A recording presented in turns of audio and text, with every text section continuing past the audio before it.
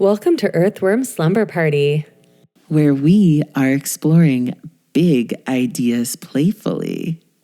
My name is Nisha, and for those watching on YouTube, you'll see I'm wearing this beautiful silk painted dress that my mom painted and gifted to me, and I just want you to see it because I'm a Leo rising.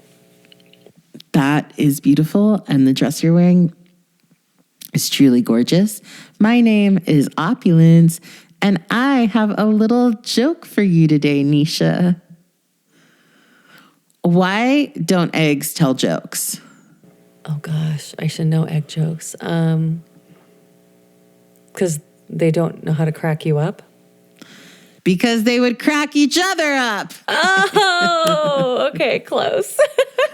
Extremely close. Well, I'm so excited to be here with you, Nisha, telling some jokes. And I'm wondering, what are you composting today?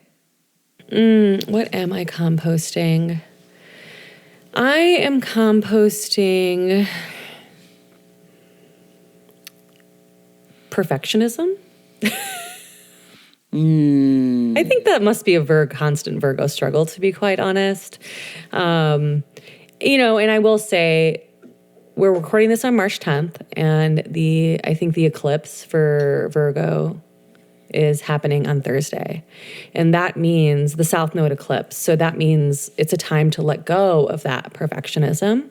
And so this is a really good time, I think, for me to be composting it. And I think it's like how it shows up in how I build my business. And I was actually right before this just telling our amazing producer, Dalya, about how I am starting to bake in times. I just booked a 1-week trip to write my memoir next a month, and how lots of times I just keep pushing it to the side, my writing, because I'm I have my business. I enjoy what I do. I get clients and stuff, but I have to still it's not just coming automatically. I still have to work, got to make the money. So sometimes I just prioritize that because I'm this is my livelihood. But I realize that when I make space for my expressive flow, which is what we talked about in the last episode, I actually show up better for the things that I have to do that financially provide for me. And it's when I'm in that, I need to make money and I need to do it perfect. How am I going to do this? How am I going to approach this? It just really depletes me, So I think that is a huge thing that I'm composting, and it feels very aligned astrologically too. A very potent fertilizer, I would say.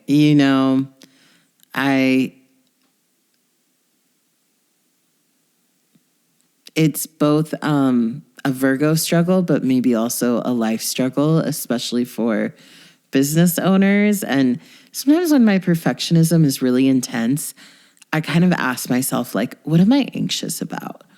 Where is the anxiety coming through? Because I know perfectionism is about control, and control is a strategy to manage often anxiety and stress. So it is a stressful time, but I love, there's always going to be reasons. There's always going to be something that demands more time or attention. So I just love that you're prioritizing your writing and really carving out space to express and reflect so you can show up better in the world. That's beautiful. I love hearing about the eclipse. I didn't know about that. I am composting, honestly, my both visions of my future as well as attachment to the future. I think I'm kind of having this moment where I'm I had a vision of what the next 10 years would look like for me. I moved to Atlanta.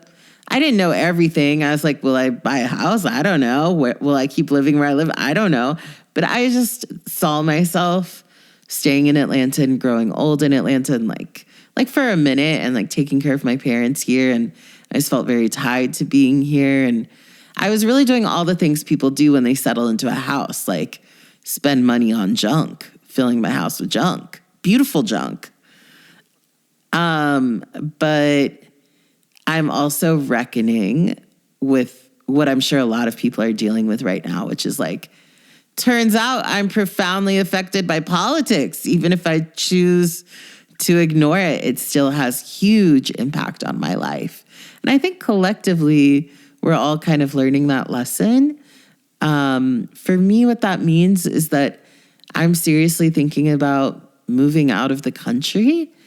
And that was just not something I had never seriously entertained. And it's both sad and exciting. And I think it's just like a humbling moment where I'm like, oh, I really had this whole idea of what my life would look like.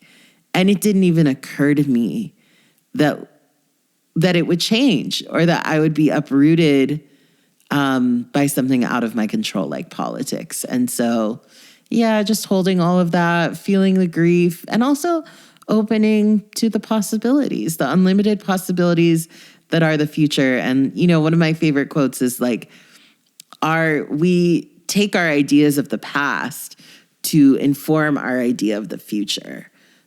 But in fact, the past is the past. We can only be present because the future cannot be predicted. It is filled with unlimited possibility beyond our imagination. Yeah, thank you so much for sharing that. I hate that this is a choice that you might have to make for your like little physical safety. And it also sounds like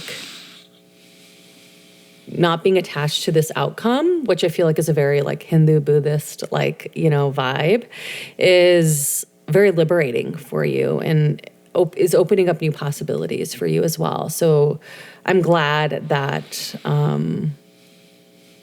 that presence is available for you.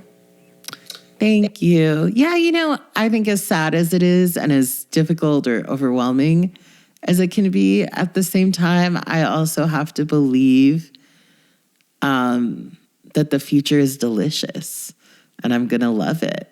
You know, that like it's going to be like as much as I might want to resist, that the future is also irresistible. So holding on to all of that. And actually this topic kind of brings me into a little bit of what I want to talk to you all about today, which is the feeling. I both want us to like talk about power and to share a story around power, but in talking about power, to also explore this idea of powerlessness. I feel like in our manifestation heavy culture, acknowledging moments where we are powerless, it's like so taboo. People are like, don't even speak it into existence. But the reality is that we all exist within power dynamics.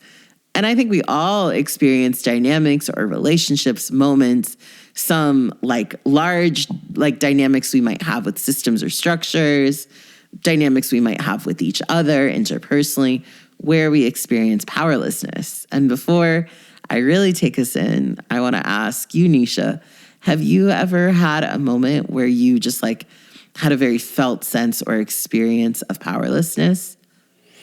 Yeah, thank you for asking that question. I also want to say that any future with you in it is delicious, no matter what. Oh, thank you, friend. This really brings me to a hard memory for me, but it really was a situation I felt powerlessness, and it was, I don't know, probably it was 2009. I like because it was the year I got married and my friend got married, and so it was my friend's wedding. And she had a couple friends that were coming from out of town. So I was, like I said, I was married at this time. And so she asked if they could stay with us. And I said, sure. And my ex-husband was very adamant. And actually this was a big source of conflict in our relationship about like food, very particular. And, that day he wanted to make these. It was a sandwich or a burger. It's so funny, even me not knowing it makes me feel like, how could I forget this because of how impactful it was, but really was the impact. It also makes me like almost feel like, well, you'll see why I'm also a little triggered by not remembering what it was, because basically he was very specific about ingredients. If you go to Whole Foods, you have to get this and like whatever, right? So, you know, this created a lot of hypervigilance in our relationship with me, like just waiting for the other shoe to drop, wondering like if I got the wrong thing or did the wrong thing, like he would blow up or shut down, you know? And in this specific incident, like, so those were all moments of powerlessness for me, but this was specifically really hard because I had forgotten something, maybe the cheese or something for whatever we were making. And he was like quiet he was like, you forgot. And he just like had this look on him that like all I can describe is like his mouth closed and like his, like I could see like the sweat bubbling at his nose. And he just like, it was like this iced look toward me and attitude and really just talking very short to me. And I was just so scared. And I felt like I couldn't do anything. And also I felt like, you know, as a woman, I had to stay quiet and like, you know, make jokes and like just wear a total mask when inside I was fucking terrified of what he thought and like how he might blow up at me and potentially in public. Like it was a powerlessness situation that I was also very embarrassed about. And I just felt so bad because I'm like, it really was not a big deal what I forgot. Like no one fucking cared except him. And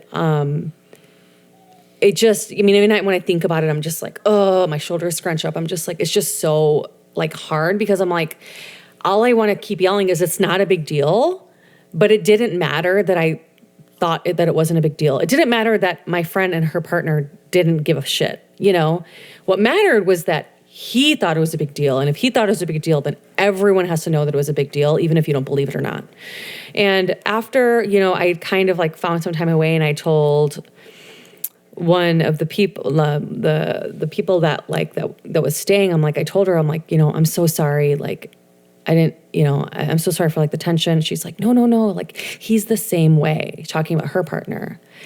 And I don't know if she said that to make me feel better or if it was actually true, but you know, in a way it helped me feel like less alone, but still feel so much shame for what we were both experiencing in our own powerlessness with these people, you know? There's this part of me that like feels like she was just saying it to say it, and it was fine. Like I appreciated that whatever she said was from a place of like care and like for me to like not stress, I guess, basically, you know, or I'll be like, it's okay. You know, like I hear you, I see you. But yeah, I just felt really powerless in that situation. And like I said, when she said that, I felt powerless for both of us. Thank you so much for sharing that experience, Nisha. I think we should take 3 breaths at our own pace just to like let it sink in a little.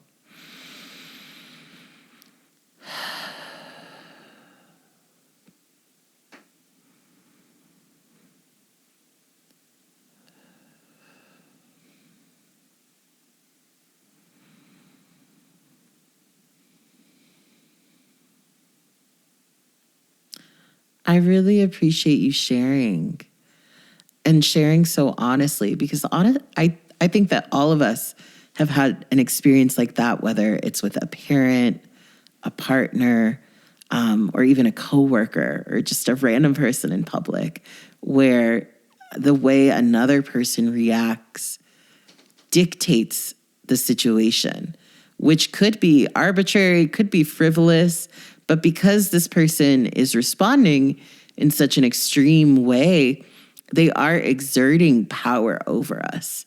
And our choices can be limited, right? Because it's like, oh, do we match their energy, which can be energetically costly, might be really outside of our character? Or do we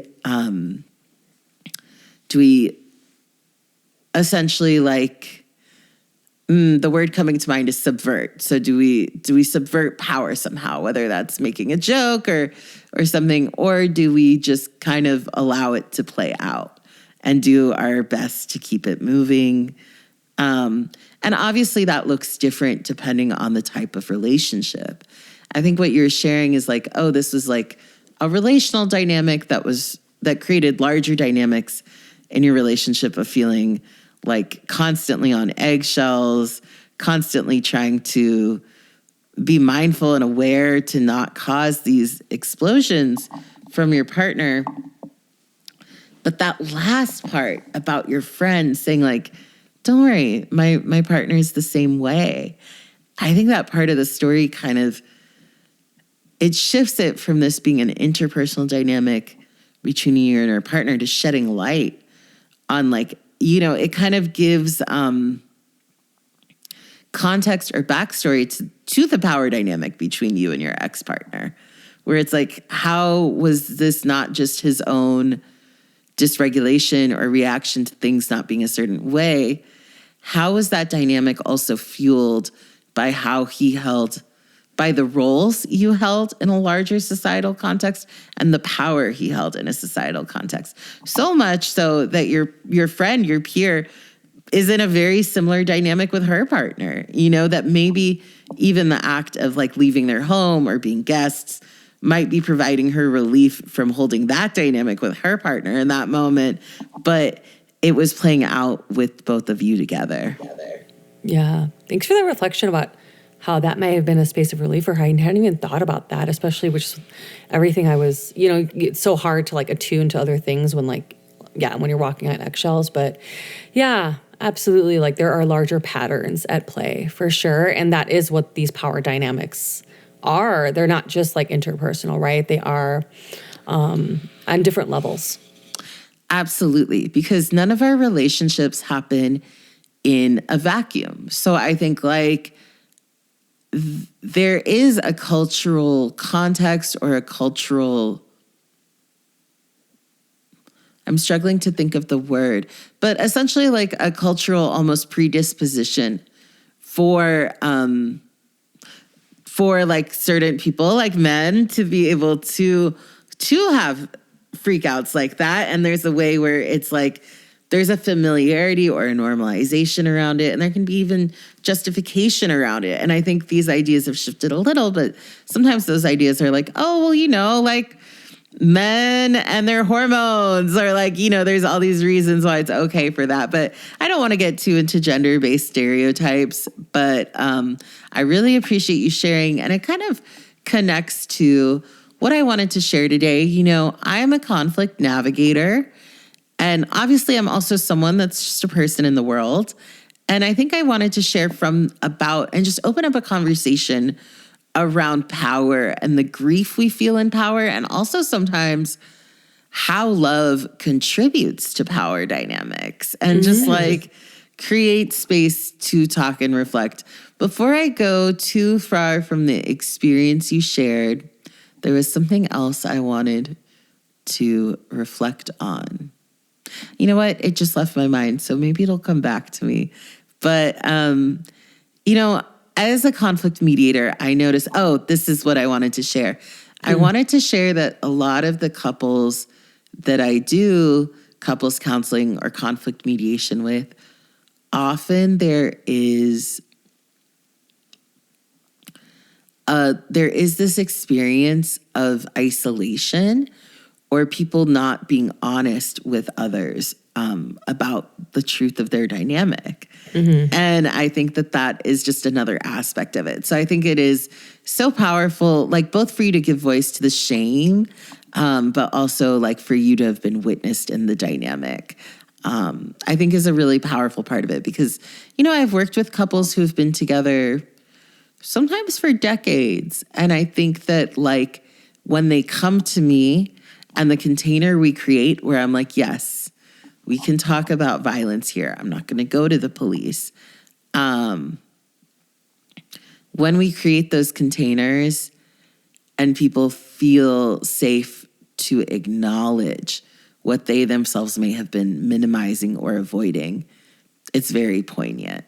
Yeah, I just wanted to share those pieces. Yeah, thank you so much. Yeah, absolutely. Yeah. I know, we're going deep today. We're going deep today. Yeah. Well, I want to acknowledge at the offset. So I'm going to start by sharing my personal story with power, and then maybe share a little bit of the theory or analysis. But, you know, I do just want to acknowledge that this season, and in this season of my life, this season of the podcast, but also in this season of my life, I am talking so much more about my gender, about being intersex. And I've just felt so powerfully since the inauguration, when Donald Trump said there are only two genders, I was like, oh, we are partially in this moment because there is a lack of education, awareness, and understanding of intersex people. And as an intersex person, I've just been like, okay, I need to kind of return to the roots of my career. I never wanted to really be a DEI instructor. I'm like I said, I'm fascinated by relationships and power and all these things in life that honestly gender and sex has felt both important for me to understand myself, but also kind of boring in the grand scheme of things. But I'm really returning to talking about it because of the political moment we're in. And that is also informing this episode of wanting to talk about power. As a conflict mediator, I notice that when I work with people, whether it's business owners, organizations, or friends or couples, oftentimes people try and flatter the mediator, right? They want me to believe their side. They want me to see them as good and right and pure. And I think I always have to say to people like, yeah, I see you. You are good. Like I really take an approach to conflict work where I try and love both sides. And it's a little different than coaching, right? But if I'm going to mediate a conflict, I really try and build rapport and connection and genuinely see and hold people, and often provide them the healing of validating and understanding where they're coming from. I see my role as a conflict mediator as someone who can hold two truths. I used to think as a mediator that I needed to accomplish things, but more recently I'm like, no, can I just hold two truths in their fullness? Can I hold them simultaneously? It's extremely difficult, and I am not immune to what I call the mediator flip-flop, which is I hear one side and I'm like, they're right and perfect. Then I hear the other side and I'm like, they're right and perfect, Yeah. Mm-hmm. And it's so easy, and I'm getting better at it the more I do it. But early on, I remember hearing one side and just deciding that they were right and that the other person was confused or had it wrong. And then I talked to that other person and I was like, oh no, they have it right too. And so that work of holding both truths, it can be very difficult. I'm saying all this because what I've also come to understand, in addition to holding both truths, I'm realizing as a mediator, the one thing I can provide is a power analysis. I can observe the many different ways that people access power, and I can observe how power is moving in the relationship. And I think speaking from those observations, I noticed that power has so many different dynamics. And that is to say, like, one person in the dynamic might have less wealth, might have multiple oppressed identities, whether that's being trans or being a person of color, but they might be really funny. They might have a lot of social capital, right? They might throw tantrums that make their partners feel extremely guilty. And what we're talking about in those moments is the distinction between systemic power, and then how does a person move interpersonally? And one of my mentors says, at the root of power, access is at the root of power.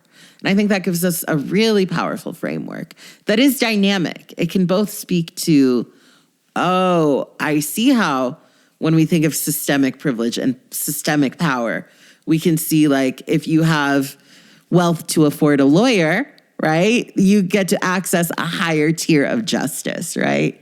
Similarly, on the interpersonal, if you are able to access social capital by maybe being really funny or not, like whatever it is, that might open up certain resources and spaces for you.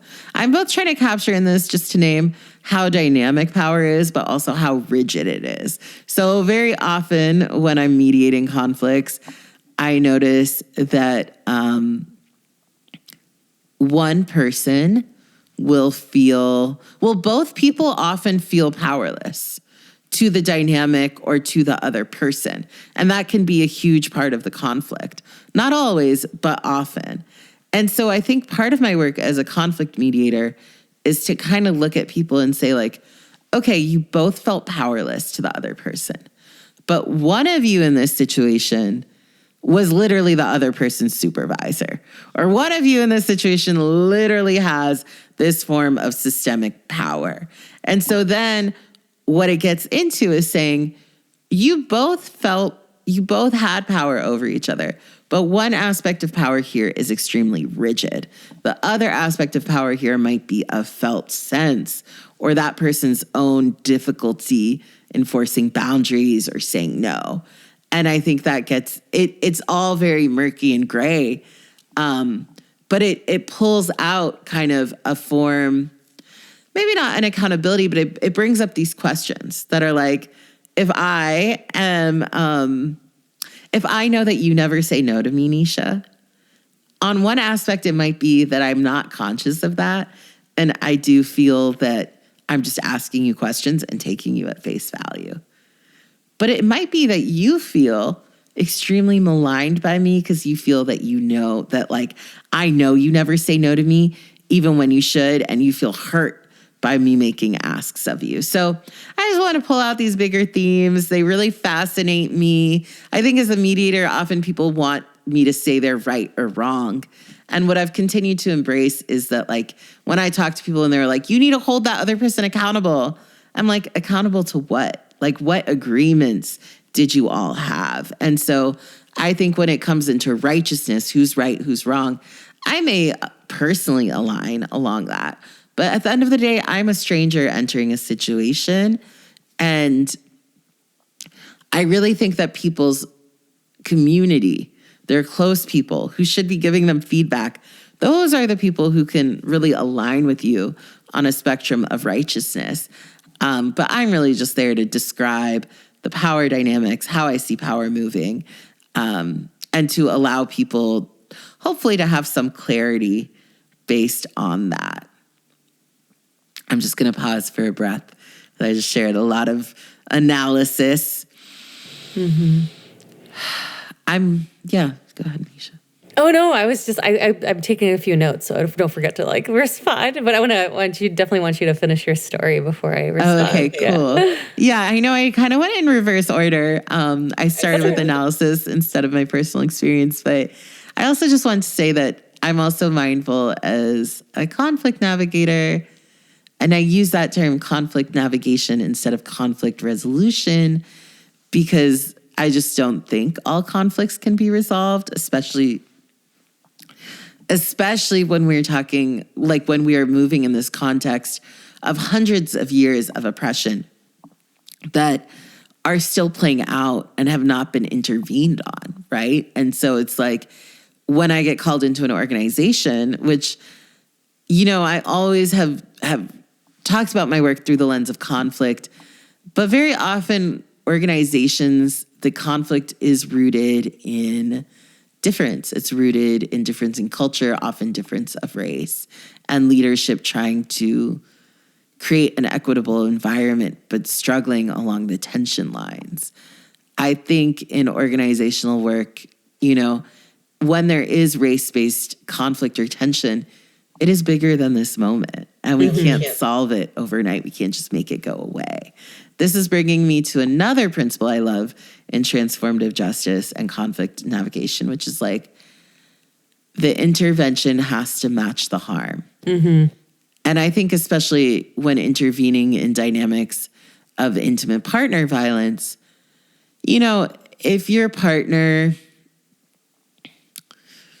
I'm trying to think of an example that is, maybe I can use the one you offered to us, right? Like if your partner is really berating you over the groceries you pick out, it's hard to know what is a match to that, right? But maybe part of that match is like, okay, this is creating a lot of anxiety. Maybe the boundary you set up is like, okay, well then I'm not going to grocery shop for you anymore. Or maybe it's like, you know, I think that can be a hard example actually, because it's kind of a middle ground one where it's a little dynamic. But let's say your partner does something that is just really objectively crosses boundaries, which is like maybe there is an act of physical harm between you two. What the intervention that would match that is very often is like, oh, you have to leave the home. There has to be a physical separation. Those types of interventions are really difficult in dynamics of intimate partner violence because oftentimes people are isolated, so the community required for the solution isn't always there. And because often like there's so much minimizing of the dynamic and just trying to survive life through capitalism and all these other structures. So I just wanted to share that principle. I think it can be really clarifying and powerful. And then when we ask that question of like, what does it mean for the intervention to match the harm in a culture of violence and domination, in a culture of colonization? You know, we love to use the buzzword of decolonize. We're decolonizing. But it's like, well, decolonization is a literal process, right? Rematriating the land is a literal process. And it often involves giving back resources. It involves indigenous people being restored, being given back money or land. It is a literal thing that happens. So I want to put out those big questions and name that as a conflict navigator, I'm so mindful that the role of conflict navigation prior to colonization was one held by our elders. And as our communities were destroyed by colonization, as there has been genocide, displacement, forced migration, we have lost our connection not just to land, but to our family structures and our elders. We're now in this very hyper-individual society where we just get more individual by the moment because the driving force of capitalism really benefits from that, right? Like I was reading something where someone was like, yeah, like, airports and the powers that be, they don't want your friend to pick you up from the airport. They want you to take an Uber, right? They don't want you to stay on your friend's couch. They want you to get a hotel, right? And so just thinking about all these forces and how the loss of our elders means that when we're in deep conflict with each other, when we're in these communities that are not multi-generational, but are just a group of people all the same age, it's very easy for us to lose our grounding because the person who would hold that space we aren't connected to. So I just wanted to give ode to that before entering my personal story, which my story just of power and my relationship to power starts with being a child. You know, we are all babies in the beginning of our lives, and there is nothing more powerless than being a baby, except maybe being an elder. Our lives are circles in that way. But growing up as a child, I think that I was very lucky to come from a family that respected children, but there is this experience of being a child where even though you may have desire, you are very much at the will of your family. And one of my core experiences as a child was being raised in the same home as my grandmother. And I remember like the expectation for me to do things like for my grandmother, like lotioning her feet, putting on her socks. That all started at a young age. And I think that there was a real sense of humility in that work. And it's not something, I'm glad that like experience of intergenerational care were a part of my experience of growing up. And I think when I looked at how people held power in my family, I feel that like my grandmother was one of the most powerful people in my family, but she was also an elder and also like received a great deal of care and needed care. And I think that for me, I think growing up and seeing my grandmother being the matriarch that she was, and the way she would kind of rule our house while also being served, being helped, it really instilled in me that like those things can live together, that we can both need care and help, and we can also be in our power. I think that like the reason I wanted to tell this story is that when I started growing my beard as a young person, I grew up in a southern town. I grew up in South Carolina, and it's this white southern town. I very often was at the bottom of the social hierarchy. And when I began developing as an intersex person and grew my beard, those dynamics just increased.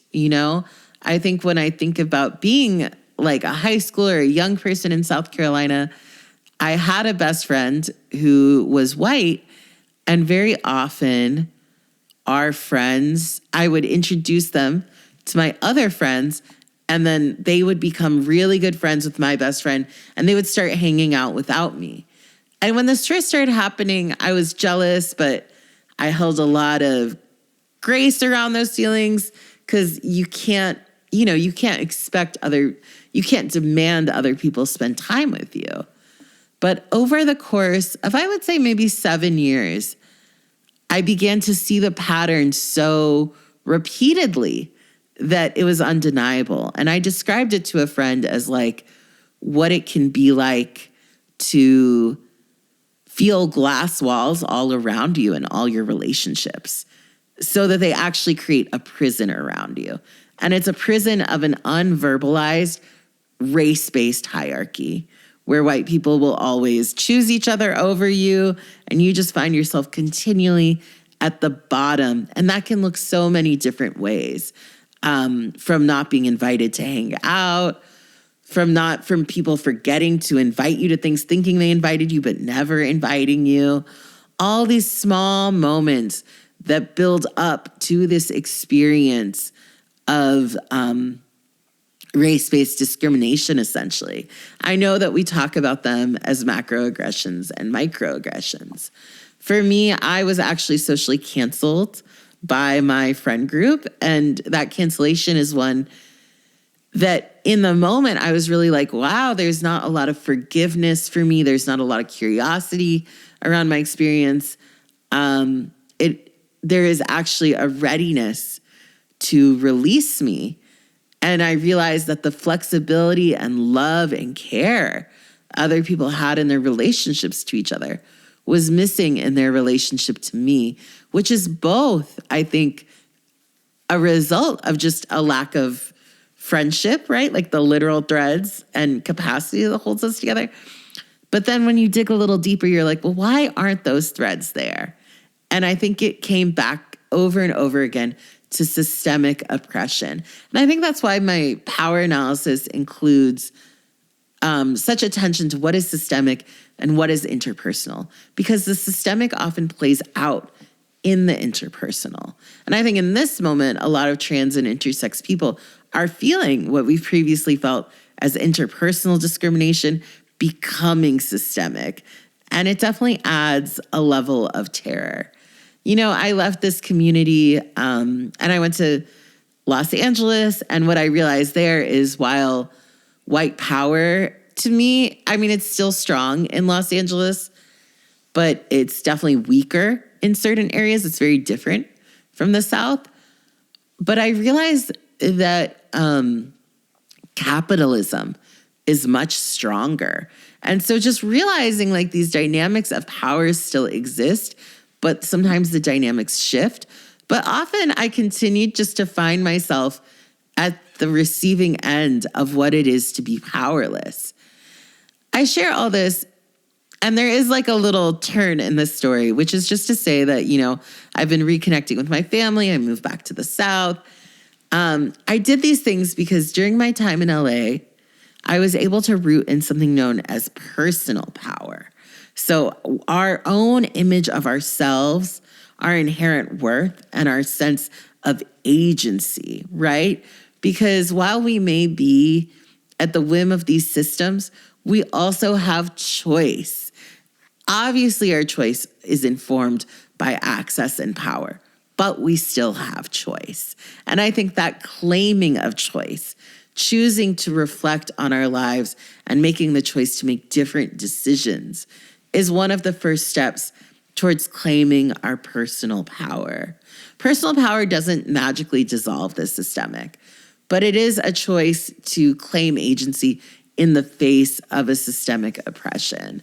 I think that I was able to root not just in personal power, but to root in relationships with other people of color, with other queer and trans people of color, where the power dynamics of like subconscious dynamics of like white good, person of color bad, which like my friends in the South were racial justice people. They were reading Angela Davis, but the water we were swimming in was so dense that it was very difficult for individuals to subvert those dynamics, especially just in that context. So being in these communities where I enjoyed social power, I enjoyed connections that were full and authentic, it honestly helped me feel so much less crazy and gave me the support I needed to return to the South and have a shared reality with people I loved.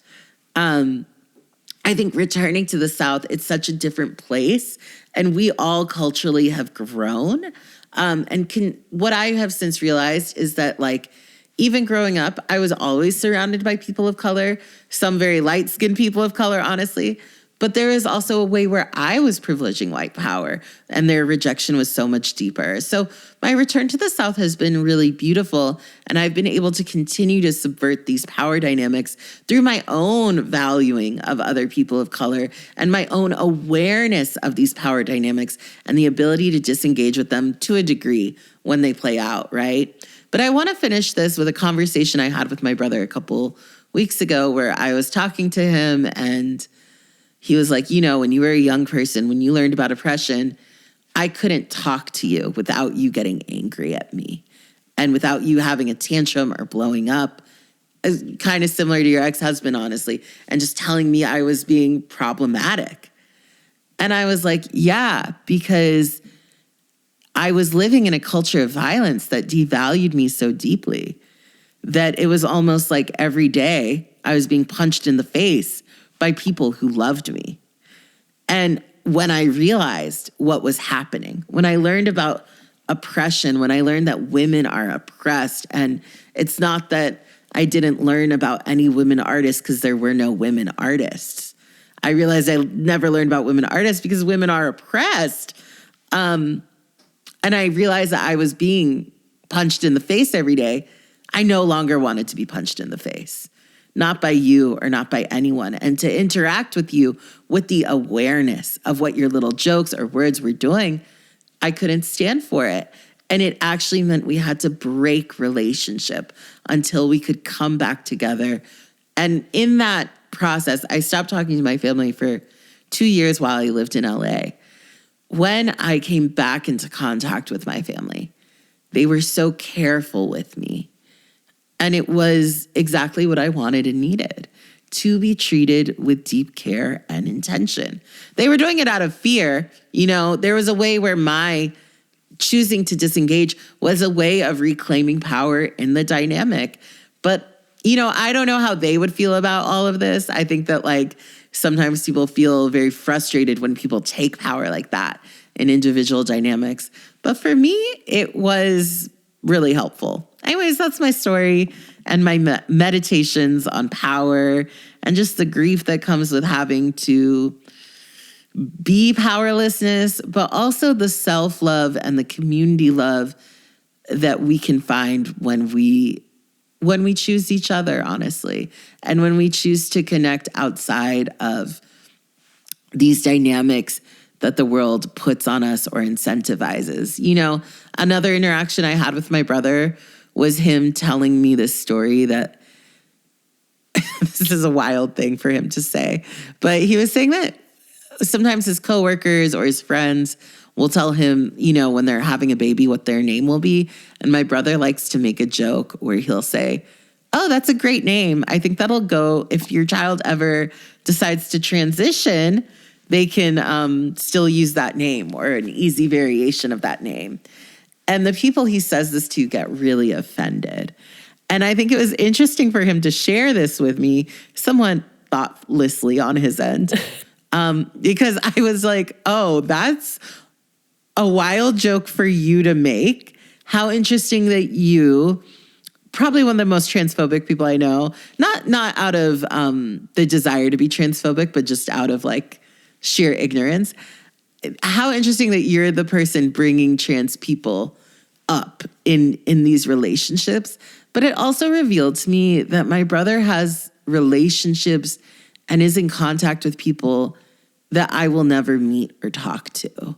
And that is one of the hidden gifts, I think, of being an intersex person, to be visibly intersex, to be visibly nonconforming. By that, I mean, like, I'm have a beard, but I'm also very femme. I wear dresses. Like, you know, my voice is like what people might feel is more of a femme voice. So all these things, right? But the people that my brother is describing who get really offended by this joke, those are just like his coworkers. Those are his acquaintances. Those are people that would never approach me. If they felt that way, they would never say that to my face. Those people all naturally avoid me. And my experience of humanity and people is that, like, the people who choose to talk to me are so loving and open-minded. I think it actually warps my idea of humanity, because I have these experiences of extreme hate crimes, and then I have these experiences of like really sweet strangers and friends who are chill. And so it's easy for me to be like, most people are super loving and not transphobic, but there's a small majority that are just really triggered and probably trans themselves. And what I realize whenever I talk to my brother is actually there's a huge middle portion that purposely self-select away from me. And I actually appreciate that. Okay, that's actually the end of my story. Thank you so much. I mean, you said so much just about conflict in general and like your experience with it, as well as like what you navigated as a child in an intersex body, like trying to belong, you know? And because I think so much about, well, I have it right here, and I swear this is not intentional, that the politics of trauma, and how she talks about our three needs as safety, dignity, and belonging. And, you know, as a child, it is so shaped constantly by wanting to belong, and our perception of safety and ability to access safety. You know, our brains aren't fully developed. We cannot, you know, just be like, okay, I need to ground myself right now. Or like, what is, you know, my trigger protecting me from? Like, these aren't things that happen naturally. I mean, there's plenty of adults that don't even do that, right?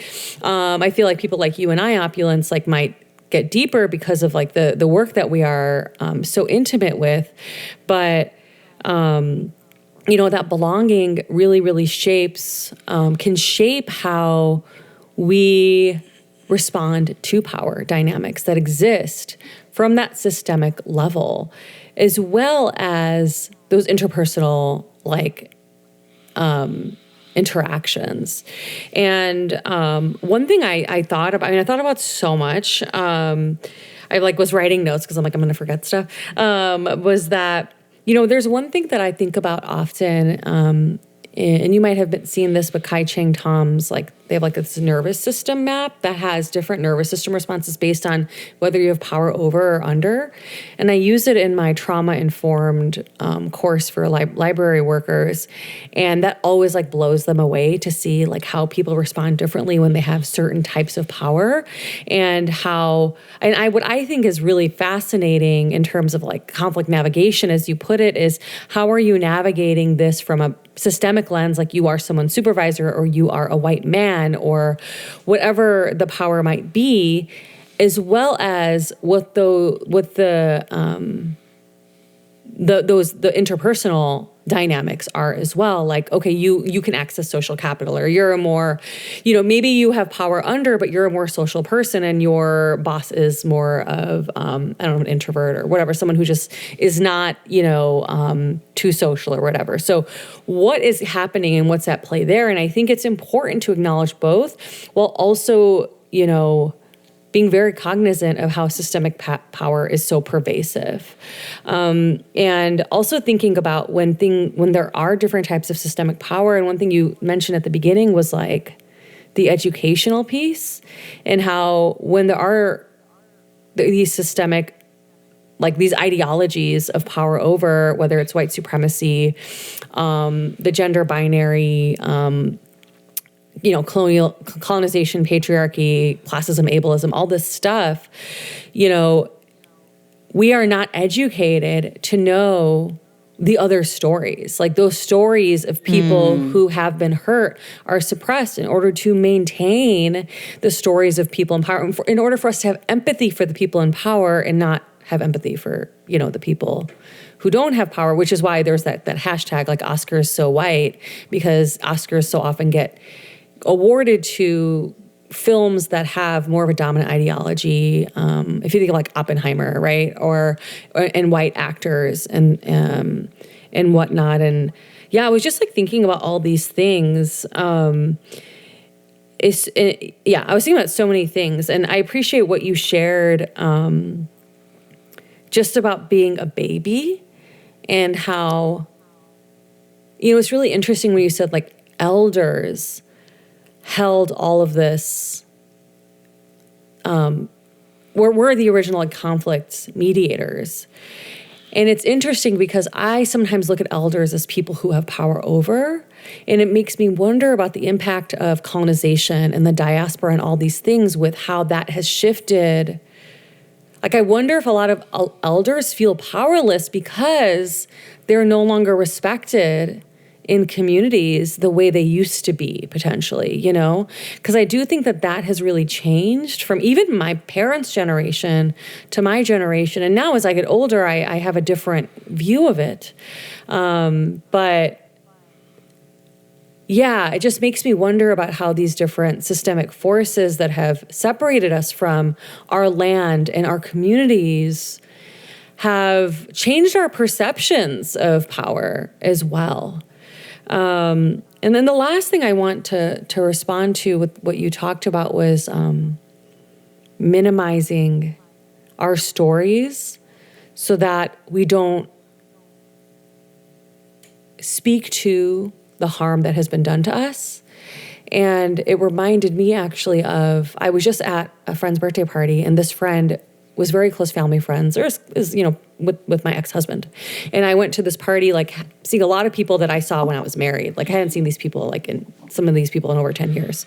And I just went this weekend, and my friend, so sweet, took me aside saying that she had no idea like everything I had been through in my marriage. She knew a couple things, but she, sees my posts on social media, and she had no idea about that level of abuse. And she's like, I keep thinking like, what could I have said or done to like help you? And I was like, you were so sweet. I appreciate you so much that, she's like, I've always seen you as a friend, not just like him as your wife, like I saw you as a friend. And I was like, absolutely. And I said, I don't think anything negative about my friends during that time, because I was not allowing myself to see how much I was harmed, because if I did that, I would have to do something about it. And I wasn't ready to do that. I wasn't ready to speak that power over to truth, as well as the powerlessness that I felt that I couldn't have agency about until I did.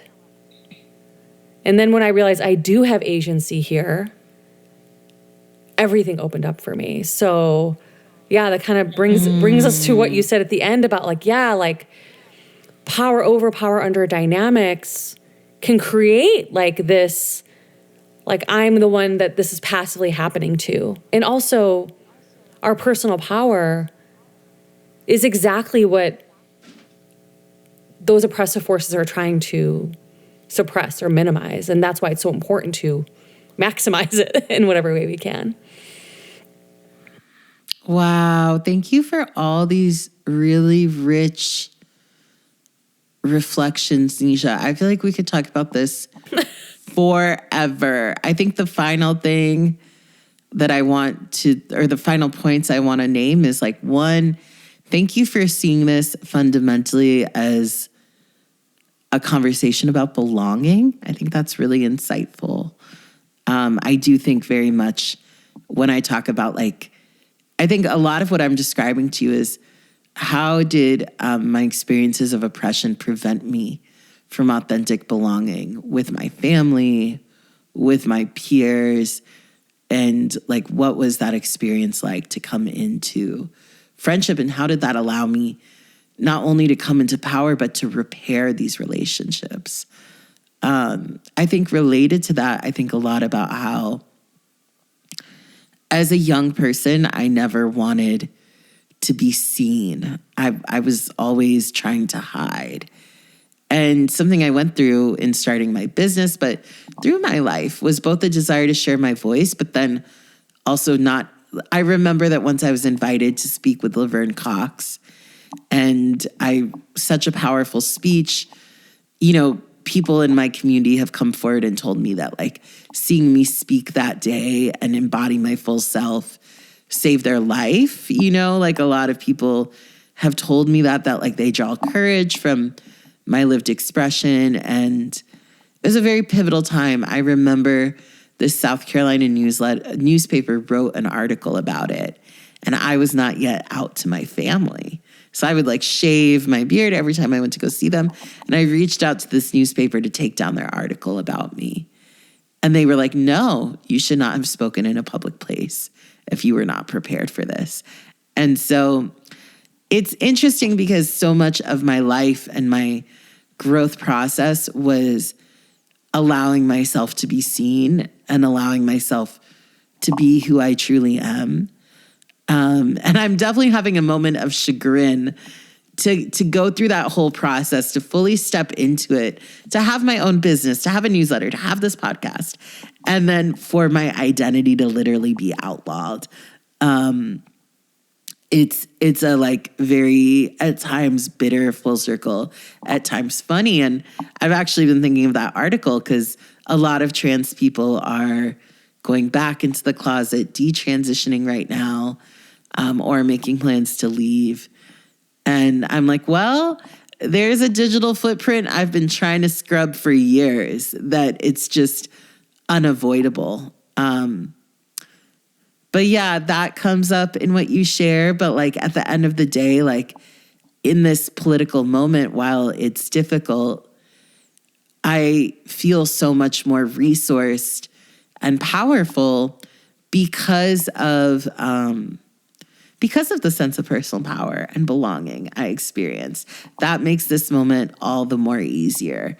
But yeah, thank you for going into the depths of powerlessness with me. I know it's like a tough topic, but I think it's really powerful to like look at and examine. Yeah, absolutely. Thank you so much for sharing and for speaking to the personal power that we all can access, in response to that fear of not belonging. So I have a joke to close us out. Oh, I'm so glad.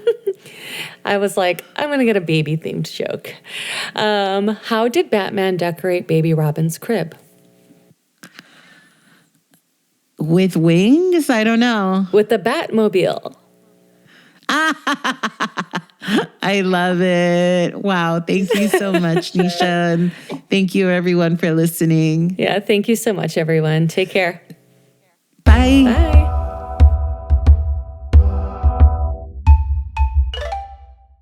We decided that for our final episode this season, we would love to have a listener episode, and we want to hear from you.